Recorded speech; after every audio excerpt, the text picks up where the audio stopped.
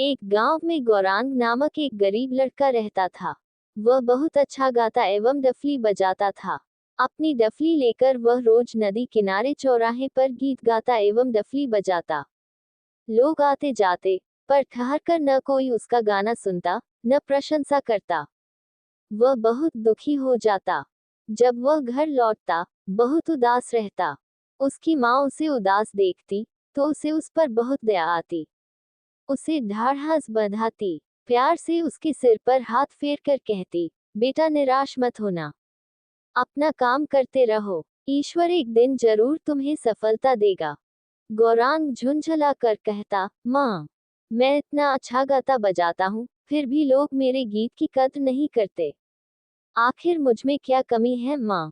माँ कहती, बेटा, ये सब भाग्य का खेल है। किसी मनुष्य का भाग्य पत्ते के पीछे होता है तो किसी का पत्थर के नीचे। पत्ता तो हवा के झोंके से उड़ जाता है, पर पत्थर को उड़ाने के लिए तो तूफान की जरूरत पड़ती है। तुम विश्वासपूर्वक अपना काम करते रहो, ईश्वर तुम्हारा भला करेगा। माँ के वचन गौरांग में उत्साह ला देता और वह दोगुने जोश के साथ गीत गाता एवं डफली बजाता। गौरांग की माँ अपने बेटे को बहुत प्यार करती थी। उसके प्रति उसके हृदय में ममता का अथाह सागर हिलोरे मारता रहता था। वह एक जमींदार के बगीचे की देखभाल करती थी। बदले में उसे अनाज, सब्जी, आम आदि मिल जाते थे।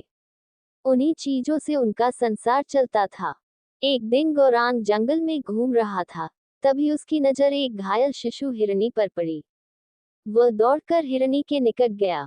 देखा, उसकी एक टांग टूटी हुई है और उसके शरीर में कुछ जख्म भी हैं। उसे देखकर उसे दया आ गई। उसे उठाकर वह घर ले आया और अपनी माँ से कहा, लगता है किसी जंगली जानवर ने इसे घायल किया है। इस हालत में ये जंगल में मर जाती, इसीलिए मैं इसे उठाकर ले आया। माँ ने कहा, बहुत अच्छा किया बेटा। गौरांग उस शिशु हिरनी की मन लगाकर सेवा करता। सुबह उठकर वह उसके घावों को फिटकरी के जल से धोता, फिर वैद्य जी की जड़ी बूटी लगाता, पाँव में पट्टी बांधता, उसका खूब ख्याल रखता। वह उस हिरनी से काफी घुल मिल गया था। उसकी सेवा से हिरनी ठीक होने लगी। उसके घाव तो भर गए, पर पाँव ठीक नहीं हुए। वह लंगड़ाकर चलती थी। हिरनी से गौरांग को इतना अधिक लगाव हो गया कि वह दीन दुनिया से बेखबर हो गया। अपनी माँ को भी गौण समझने लगा। इससे उसकी माँ को बहुत चिंता हुई। एक दिन जब गौरांग घर में नहीं था तो उसकी माँ हिरनी को जंगल में एक सुरक्षित स्थान में छोड़ आई। घर आने पर गौरांग ने अपनी माँ से जब हिरनी के बारे में पूछा तो उसने बताया कि वह इसके बारे में कुछ भी नहीं जानती है।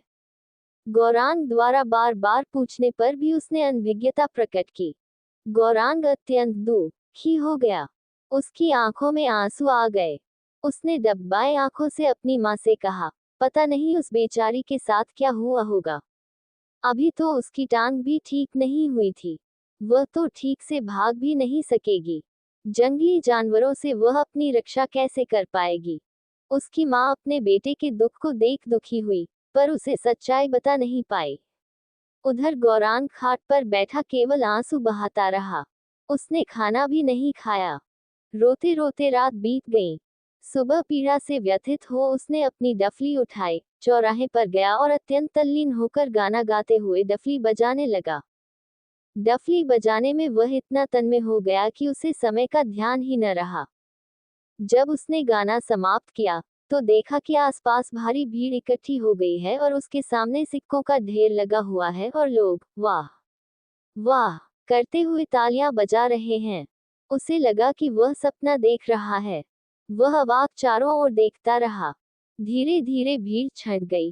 तब उसकी मदहोशी टूटी। सामने पड़े सिक्कों को समेटकर वह अत्यंत प्रसन्नतापूर्वक घर पहुंचा। खुशी से झूमते हुए उसने अपनी माँ से कहा, माँ, माँ, देखो आज मुझे कितने पैसे मिले। आज तो सब लोग मेरे गाने पर तालियां बजा रहे हैं। कुछ तो रो भी रहे थे। माँ ने उसे अपने हृदय से लगा लिया। फिर बोली, बेटा, जब भी मैं तुम्हारा गाना सुनती थी, तो मुझे है। आज से तुम एक सच्चे गायक हो। गौरांग अपनी माँ से लिपटकर रोने लगा।